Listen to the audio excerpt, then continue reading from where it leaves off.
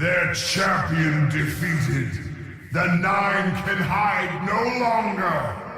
What once was theirs shall now be ours. 9. It's prolific, epic, fantastic, but is it perfect? And if it's not, then what makes a perfect zombies map? For some fans, it's the atmosphere, while for others, it's all about the Easter egg. And then there are those who care solely about the gameplay. And while it's easy to get sucked into the infighting, the truth is, all of these things are important. And it's the balance of these pieces coming together that allow a perfect zombies experience to come alive. But what's weird about this particular question is that it's actually completely flawed. You see, from the very beginning, COD Zombies was never about following any set of rules. In fact, it's always been about breaking them, which is why Treyarch has been so adamant to never settle on one framework for too long. It's why the style, story, and strategy for creating these maps has always been about experimentation. And without it, iconic experiences like Derice and Drak, well, they probably would have never been created. That being said, it's impossible to maintain a hot streak of innovation for too long before uniformity begins to set in, and the unintended effect of precedent tightens its grip around the community's expectations. And after Black Ops 4 made its debut in late 2018, it was clear that Treyarch had made up their minds regarding Zombies' future, with 9 being the primary blueprint. And although this COD Zombies formula has been injected into nearly every experience from 2018 onward, that doesn't mean that it's worn its welcome, nor has any map showcased this framework better than the Black Ops 4 Zombies darling, 9.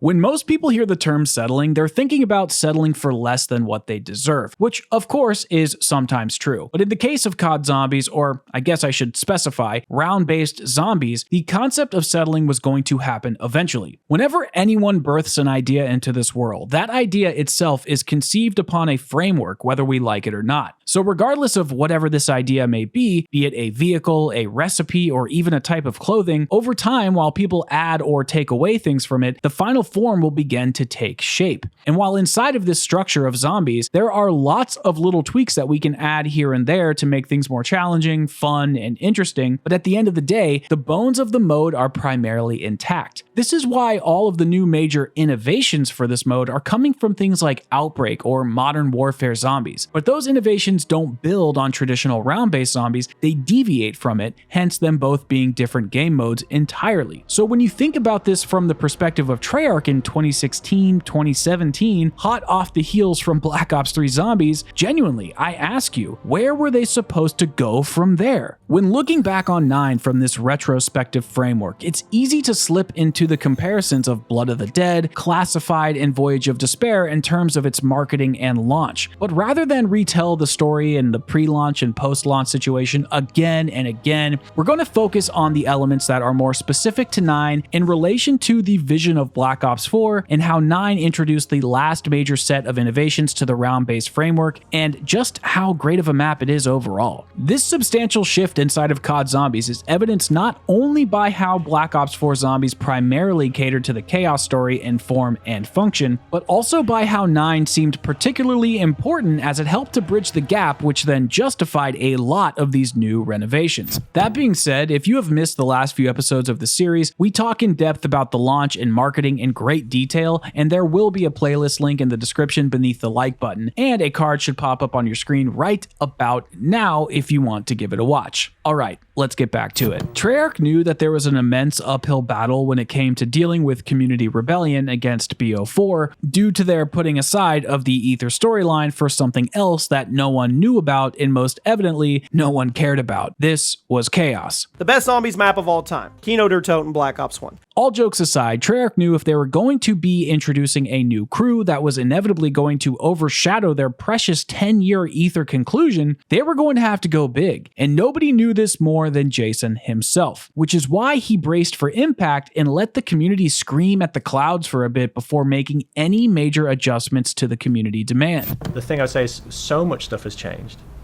that I'm not going to be listening for a little bit. Ooh. I'm going to let everyone settle down, get to know it. In many ways, 9 is an amalgamation of all the greatest hits of what makes a Zombies map tick. It touches on all the pillars that have made other Zombies maps popular in the past, plus it added in new ideas to help perpetuate that feeling of progress. The layout of the map has that similar feeling to Derice or Gorod Krovi, with a center or main hub and areas that stem from it. The Easter egg was streamlined, difficult yet fair, and it also had a sense of familiarity. The art design was also wonderful and catered to that feeling of mystery that Treyarch is so great at crafting. When it came to new features, things like the challenge system and the interactive crowd were welcome changes, some of which are now staples inside of Cold War, Vanguard, and Modern Warfare Zombies. And what's funny, in present day 2024, is that the new influx of Zombies fans from the Cold War era onward aren't even aware of where these ideas came from, nor are most of them cognizant of the controversy which paved the way. New perk machines, specialist weapons, consumables, and the systems that paired with them, they were superbly designed to fit with the new narrative aesthetic. With the new gameplay changes such as selecting your perk loadout before each game, changing your starting weapon, equipping your specialist from the beginning of the match, and having all of your elixirs on your person rather than utilizing the Gobblegum machine, which is based on RNG. Does any of that sound familiar?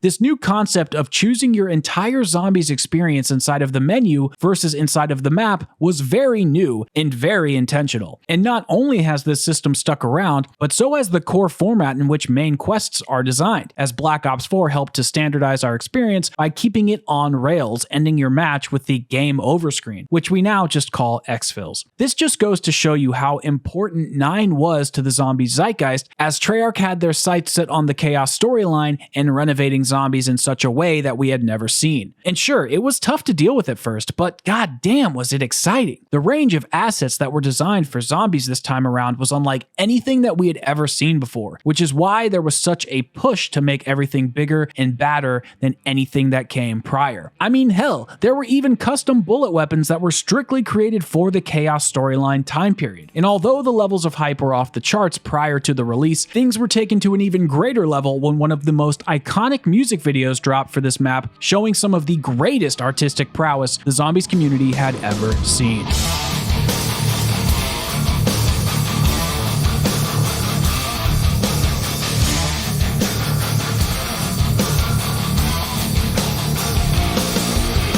It doesn't take a genius to let you know that the art direction for 9 is top-tier AAA craftsmanship. From the moment the player loads into the map, you are dumbfounded by the level of immersion that takes place. The fade-in from black shows the player that they are behind bars and must walk up a shadowy path towards the bright lights of this presuming gladiatorial death trap. Zombies and undead gladiators begin climbing out of the woodwork to tear you down as you push through each tower, one after the next. Players would come to find that every single area inside of this map was dripping with style and felt so distinct from one another that depending on what you were doing or where you were fighting, you would feel a complete mood change simply by being in another room. From the lighting, the decor, and the music, it all impacted one another so greatly you couldn't help but feel overwhelmed by the sheer beauty Treyarch created here. And while there are multiple reasons for this diverse artistic vision, the main one here is due to the lore inside of the Chaos story pertaining to the various gods which set this stage upon this digital canvas we call a Zombies experience. And for the first time ever, at least to this extent, Treyarch was able to adjust their style in a way that superseded their previous catalog. So what do I mean by that? From pretty much World at War through Black Ops 3 Zombies, Treyarch would create a simple lighting and color palette that would be standardized for one experience at a time without much deviation inside of it. Verruct, Ascension, Mob of the Dead, Shadows of Evil, they all had a unified style. But let's use Shadows of Evil as an example. If I close my eyes and I think about that map, I see lots of dark brooding reds and oranges with the occasional yellow contrast from the Margwa's mouths or the purple hue of the Shadow Man as he stalks you around from district to district. Pretty much every map in BO3 is like this, with only the occasional sections that splinter off into something a bit different. Drak has its Keeper Boss Arena, which is a huge tonal shift comparatively speaking, and if we harken back to Black Ops 2, we can think of Origins the Crazy Place, but even then it's still predominantly subdued grays and blues which connect to the surface surface lighting in such a way that brings the whole experience together. And whether this was all a deliberate choice due to artistic vision or technological limitations, it seemed that Treyarch was never able to take full advantage of zombies in the way that they wanted. But with 9, this all flipped on its head. Yes, the mentality of zombies has been the spare bits,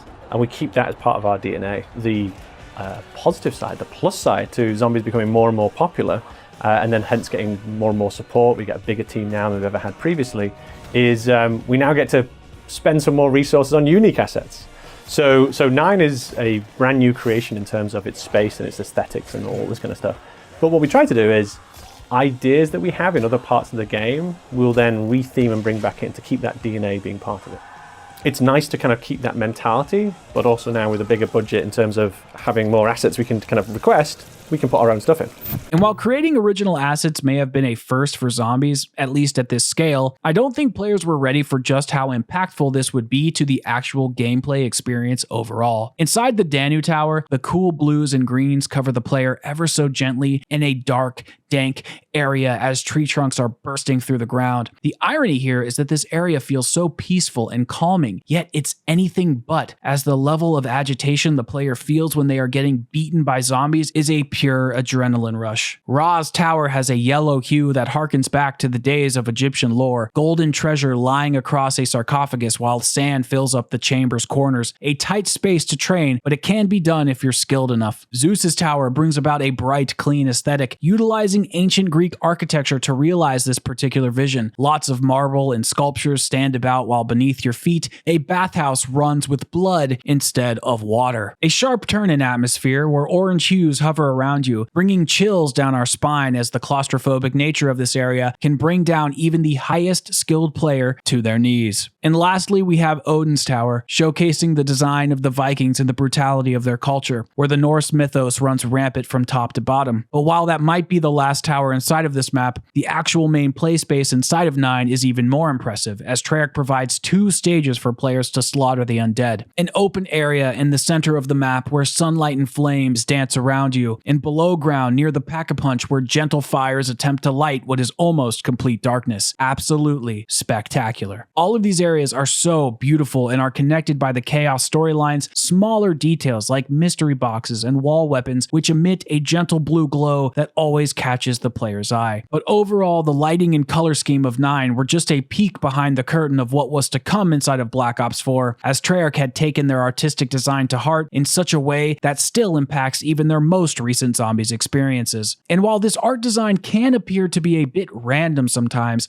I think this visual segregation is a positive addition to modern zombies, as it causes drastic shifts in tonality, intensity, and replayability, as the moment-to-moment action hinges upon not only your literal gameplay experience, but the physical location in which you are playing. But even with all of the great aspects to the artistic visions of Treyarch, none of these ideas would come to fruition if they didn't make sense narratively. So how the hell did we get here, and what exactly is going on? Well, I'll let my good friend Mr. Blundell fill you in, just in case you are a little rusty with the details. So 9 is a point in the story that our gang, so that's Diego, Shaw, Scarlett, and Bruno, are on a quest to discover answers.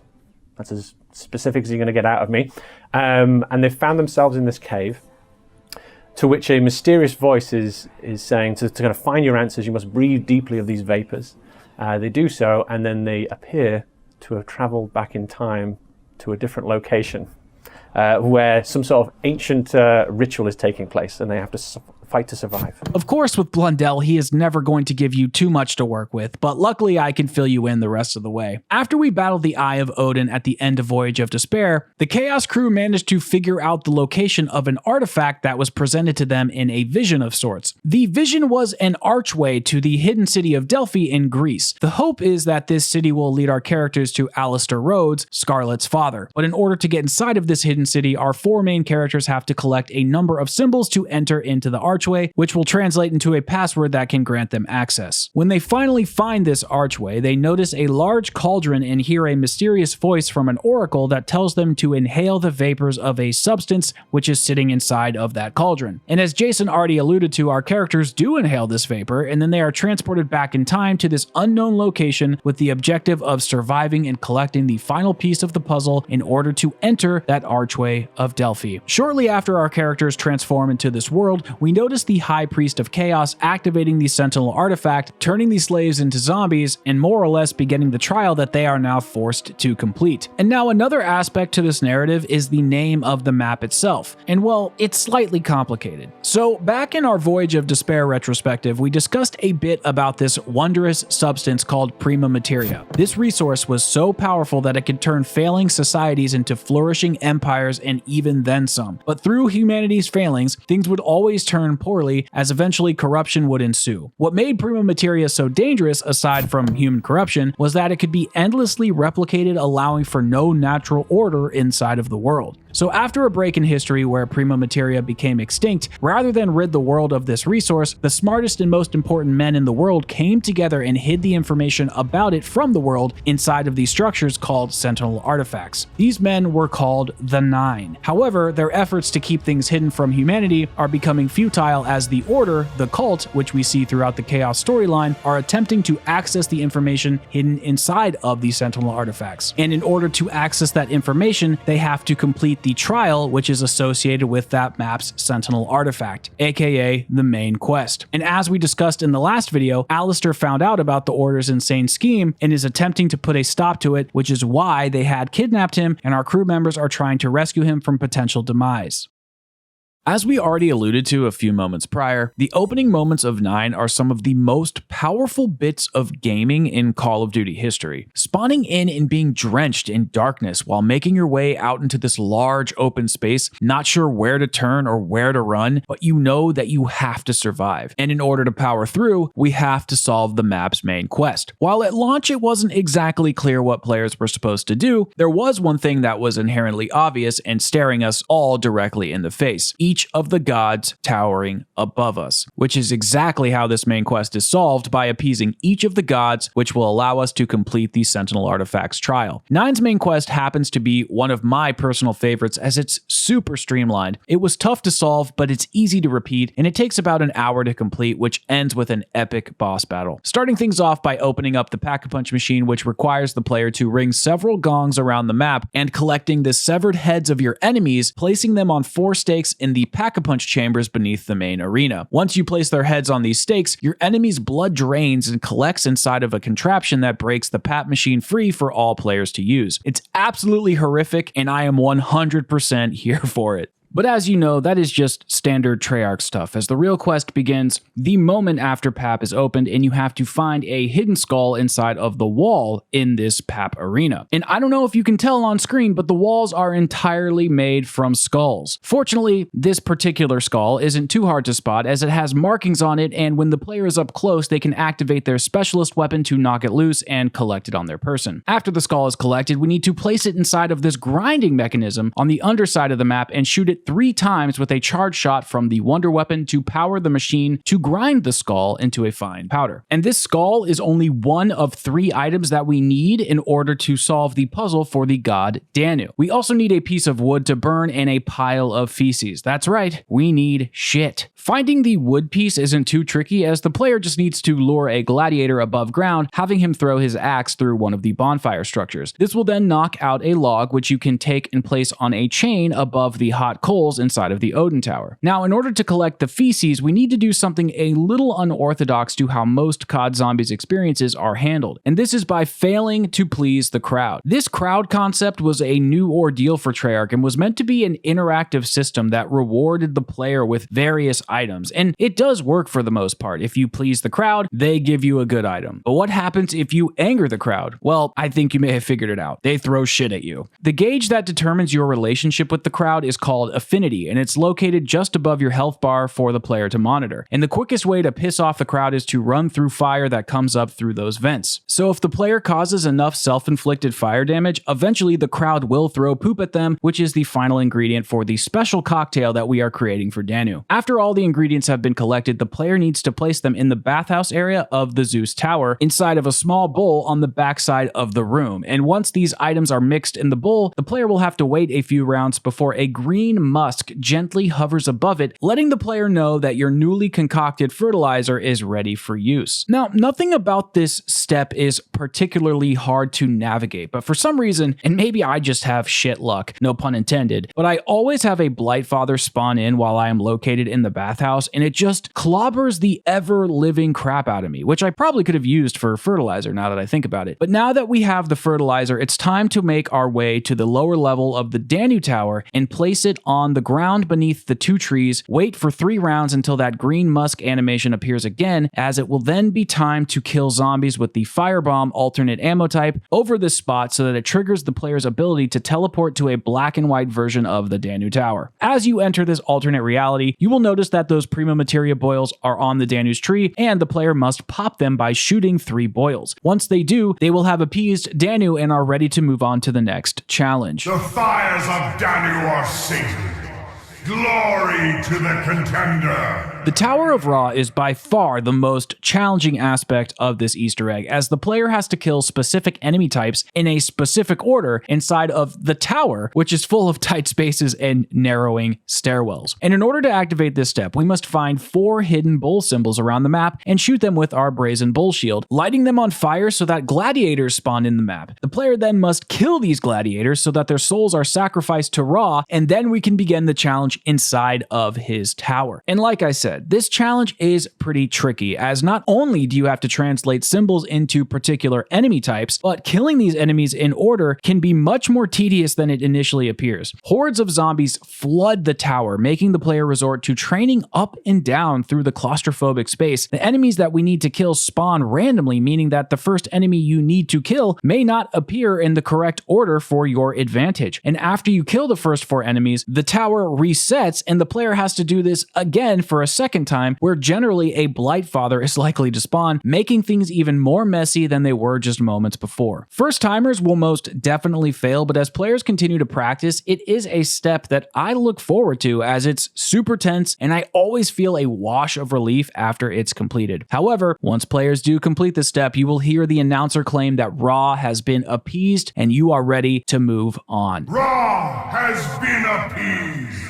I have a gut feeling here that most of you in the comment section are going to say how the Zeus challenge is your personal favorite, as it is super intense and over the top in nearly every single way. And trust me, I understand why most of the community feels this way. After completing Ra, the player will make their way to the center podium inside of the main arena, which will teleport them underground. Hidden in 4 specific windows are gears that the player can shoot to unlock 4 lightning rods that will appear in the main battle arena above ground. After unlocking all of the lightning rods, the player needs to acquire a weapon with the Deadwire alternate ammo type to kill enemies inside of the electric area just outside of those lightning rods. Now, pro tip, you can obviously kill regular enemies during this portion of the Easter egg, but if you want to speed things up, you can actually kill 2 heavy enemies per rod and complete it that way. And once all 4 rods are connected via electrical energy, the sky changes to a dark overcast and heavy enemies start pouring in from either gate, overwhelming the player in a way that we have never seen before.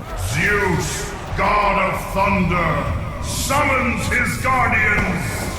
Now, luckily the player will have an infinite specialist meter that will allow you to pummel the undead gladiators to death so that you don't have to go down and fail the god of lightning and thunder. What's hilarious about this moment is that it lasts for quite a long time, and the amount of times that it feels like you may die are too numerous to count on one hand. And similar to the Ra step, when you finally see that screen flash white and hear that the god has been appeased, there is a sense of relief that can't be replicated by any other game mode. However, we are not out of the woods quite yet. The fire of Zeus has been claimed. The final and last challenge that we have to complete is of course through Odin, the god of war. And in order to complete it, we have to flood the pit grate by filtering water underneath the map. The player must shoot 9 symbols with the wonder weapon in such a precise way that the electricity from Sir Ket's kiss is captured inside of the symbols. As this happens, the pipes behind the walls and underneath the floors begin to buckle and break while water starts to flow freely. To allow the water to start filling up inside of the grate, players must head over to the pit where we build the shield, stand on a pressure plate to activate the process, and begin slaughtering the undead. This particular challenge isn't super hard, but it can be overwhelming if you panic. There are essentially 3 waves of difficulty where enemies gradually become more and more aggressive as you hold down the fort. This eventually ends with a mini Blightfather battle, but once the player succeeds, they can prone on the grate beneath them and pick up a key that has floated to the top of the water pool. Odin has been appeased. Let the trial's final challenge begin.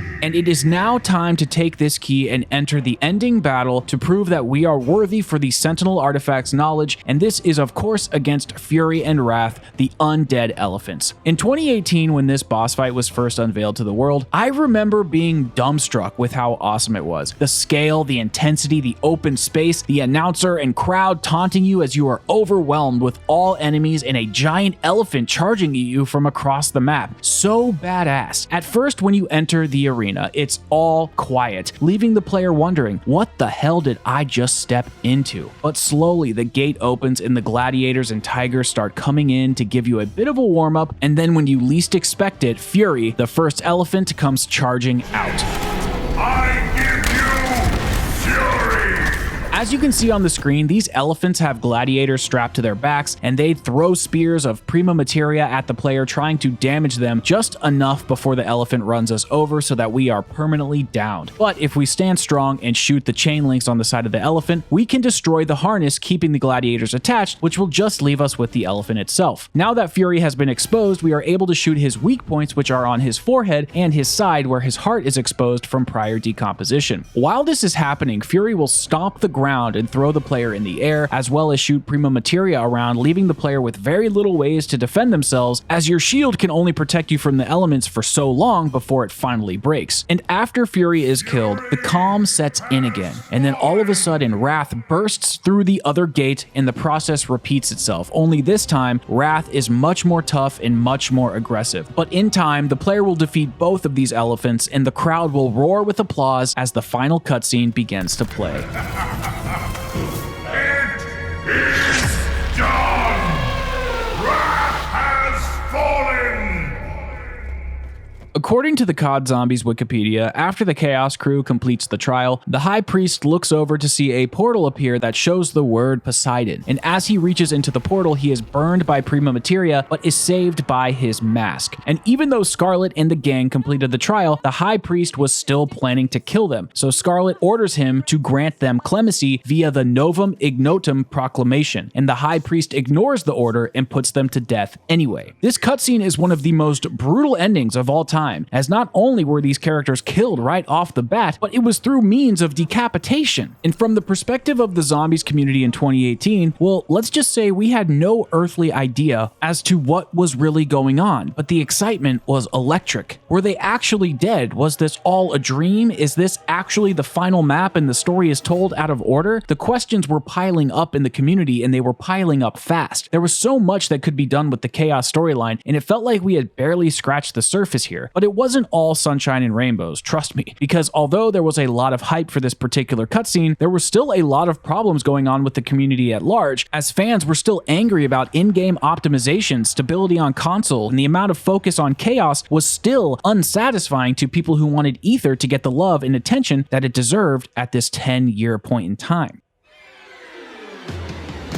Now, while the community was still being pulled in multiple directions in terms of how to feel about Black Ops 4 from a technical and narrative standpoint, the area that most people agreed needed work was the gameplay. Personally, I think Black Ops 4 Zombies has aged really well from a gameplay standpoint, but at the time, I was even taken aback by all of these radical changes inside of the mode. And as I stated earlier inside of this retrospective, it seems that these gameplay changes were mostly made for Chaos, and 9 was that guinea pig. And this was a tough pill to swallow because we had been used to things being a certain way for nearly a decade, and then all of a sudden Treyarch decided to remove Jug, standardize the perk machines for each map, choosing your loadout weapons, a 4-hit down, and armor system, starting with the most overpowered weapon in the game, and even ending our Easter eggs after completion. It was all wacky, especially when playing with our Ether crew on Blood of the Dead and Classified. But when porting those mechanics over to 9 and Voyage, things didn't feel nearly as out of place because, let's face it, it worked with this new direction. And for those of you watching who may disagree with me here, just take a look at some of this content in the menus compared to the Ether story and tell me that more time wasn't spent on Chaos. The specialist weapons will evolve in design as you level them up. The elixirs are all in that Greek mythological aesthetic. All of these little things show where the money and resources were going for the dev team. And Treyarch was setting up a future for zombies where Chaos and its mechanics were going to be the bedrock of the mode. And while you could argue that allowing a starting weapon change inside of the Ether maps doesn't really have anything to do with asset flipping, you'd be right technically, as the real issue here had to do with an underlying association fallacy. But that doesn't make fans' desire for wanting things to be a certain way incorrect. Anyways, when it comes down to all of these major gameplay changes, 9 shows just how beginner-friendly it really is, allowing players to ease into the map with its wide open spaces, simple layout, and clear indicators for where things are and how to approach and unlock them. The gameplay loop is relaxed and allows players to get comfortable quickly by killing zombies, building up your specialist, activating it, acquiring armor, and continuing this process repeatedly, which in turn allows point building, map exploration, and the ability to purchase more resources to survive for longer and longer. In the best and most simplistic way that Treyarch showcased this was introducing a new updated challenge system, and 9 was the first map to show it off. Challenges have been in maps previously like Origins, Zetsubou, Gorod Krovi, and Revelations, but this iteration has become a staple inside of COD Zombies, as it not only appeared in a few maps throughout BO4's lifecycle, but was integrated into every single Cold War Zombies map via the trial machine. As you would expect, the challenge system provides the player challenges to work through, giving a variety of rewards from new guns, pack-a-punch weapons, perks, power-ups, and everything in between. And Treyarch really wanted us to use this system by not only providing players with basic rewards, but also by giving us tools to build traps, which inside of 9 can be used to build the map's wonder weapon, Death of Orion. Now, there is a lot of contention surrounding this wonder weapon, and I think this primarily stems from the fact that the Death of Orion is kind of like a poor man's Wunderwaffe. Sure, it can do some great things, but for the most part, it doesn't really save you from imminent danger like an Apothicon Servant or a Thundergun can. And on the surface, it's a very cool wonder weapon, using the body of a scorpion to shoot its venom in a form of electricity. It also has a charge shot where if you hold it down long enough and then release the shot, it will hold tons of enemies in place for quite a long time, and you can hold any enemy in place, including Blightfathers. But that's really it, as the inconsistency between the power of these two damage outputs is part of the issue. Not to mention, the specialist weapon is going to save more players from trouble than the actual wonder weapon itself, which is clearly problematic, and this is an issue in Black Ops 4 just overall. However, what really makes this wonder weapon unique isn't actually its power, but it's its origin story. And while the narrative of this weapon isn't going to make it suddenly OP, if we have a better understanding of the weapon's quest to build it, why we use it, and why it works the way it does, it actually makes my appreciation level that much greater. So I dug a little deeper into the mythological context of this weapon, and it actually has to do with the constellation of Orion. So check this out. When the world was new, the great hunter and giant Orion was feared by all beasts. He slew many great beasts of the land and sea. None succeeded in staying his arrow. In a fit of arrogance, he proclaimed to the heavens that he would not rest until he succeeded in killing all the wild animals of the earth. His insolence angered Gaia, goddess of the earth and mother of the Titans. She sought the help of a lone scorpion and asked him to slay the giant. Initially, Orion was not afraid of the creature. How could one so small ever dare to challenge his might? Yet challenged he was. No matter how hard he tried, Orion could not defeat the scorpion. It dodged his arrows and all shots fired from his bows. Panicked, Orion decided to flee, and that was when the scorpion took its chance. Orion was stung with the scorpion's poisonous tail, and Orion the great hunter was himself hunted and slain. Gaia, in eternal gratitude to the scorpion, ensured that his success and Orion's shame would forever be marked for all to see. The image of the scorpion was placed in the night sky with Orion's image next to it. As the stars move, it will always look as though the scorpion is chasing Orion. And that is how we get the name Death of Orion. It is so badass. And the same thing goes for Serket's kiss. In the art of ancient Egypt, Serket was depicted as a scorpion, or to have the body of a scorpion but the the head of a woman, or as a woman with a scorpion on her head. As many of the venomous creatures of Egypt could prove fatal, Serket was also considered a protector of the dead, particularly being associated with venoms and fluids causing stiffening. She was thus said to be the protector of the tents of embalmers and of the canopic jars associated with the venom. This is absolutely amazing. Treyarch went into great detail to understand this ancient mythology and merge it together in such beautiful and poetic ways. This is why we collect the gift from Serket as the jar spawns in the main arena. This is why we gather the venom from Gaia's tree to poison the mystery box. This is why the venom from the wonder weapon stops our enemies from moving, as this is exactly how the mythology tells it. It paints a whole new picture in my mind as to what Treyarch was going for when creating these chaos maps and everything inside of them, especially with the wonder weapons. And although Black Ops 4 introduced a lot of new systems into the game that were throwing a wrench into the traditional COD Zombies formula, players have to give a little bit of credit when it comes to the level of gameplay variety delivered from the devs. In every single map, there was at least one wonder weapon, specialist weapons, guns, melee weapons, traps, a shield, and not to mention the side quest upgrades or fun variations on most of these systems in order for you to experience round-based zombies in fun and interesting ways. And I think the best side quest upgrade inside of 9 would have to be with the map's custom designed shield, aka the Brazen Bull. After collecting all 3 pieces from around the map and building the shield, the player has to then shoot 3 bullheads on the Zeus tower with the shield and collect a translucent piece from the ceiling of the Pack-a-Punch area. To collect the final 2 translucent pieces of the shield, the player has to kill special enemy types with the blade of the Brazen Bull while it's on fire, and then can pick up the upgraded shield at the crafting table, where it is now called the Iron Bull. The shield is now a bit more durable and deadlier when it comes to taking down zombies, and while this upgrade can be a bit finicky and sort of tedious, it really is a worthwhile upgrade that can be done rather easily inside of every match. 9 is also one of the only maps inside of Black Ops 4 where you can get a couple of free perks. There is one free perk from completing a few challenges at the Challenge Totem, and then another from the Viking side Easter egg. This can be completed by gathering 3 pieces all around the map, a helmet, a sword, and a cup, which can be placed on the Viking's body and the boat, and afterwards the player is going to head to the Zeus Tower and throw a Wraith Fire across the way and hit the Viking's ship, which will create what is known as a Viking funeral. And after 7 rounds pass by, the free perk will appear. And now, I'm not really sure why, but Black Ops 4 is a weird game where it feels like there is so much to do, but also so little to do when compared to a game like Black Ops 3 Zombies. Maybe it's due to the fact that the side Easter eggs for the most part aren't super game breaking and are just slight additions to the already stacked arsenal the player spawns in with from the beginning of the match. Because there are 2 other side Easter eggs on this map that I think are often overlooked inside of 9 due to how much effort they require for such little reward. The rock concert Easter egg has players shooting heavy enemies outside of the map,